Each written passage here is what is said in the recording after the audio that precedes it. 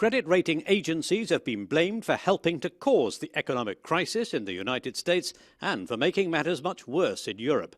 Now the EU is taking steps to clip their wings. First of all, it sends out a message that politicians are getting back in control and they're beginning to rule rather than being ruled, as seemed to be the case, particularly with the credit rating agencies, or perhaps you could call them credit ruination agencies. The three biggest agencies, Standard & Poor, Moody's and Fitch, have over 90% of the market. The EU wants to reduce reliance on them, make them more transparent, limit when they can publish sovereign debt ratings and hold them responsible for mistakes. But despite the blame ascribed to the agencies, the crisis wasn't all their fault. Some governments were using a lot the fact that the credit rating agencies were at the center in order to excuse themselves for not avoiding the crisis.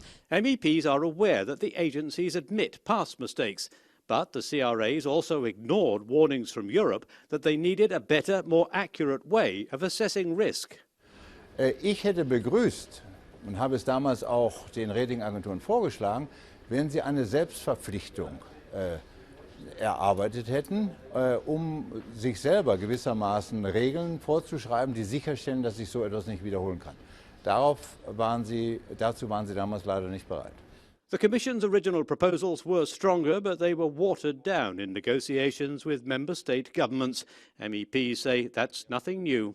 Acting to re-regulate the financial industry must happen at European level and at member state level. And sometimes the hardest lobbying that we are getting against swifter action is coming from a number of member states. The new legislation should address conflicts of interest, the fact that the agencies are funded by the companies they're judging, and weaken their influence.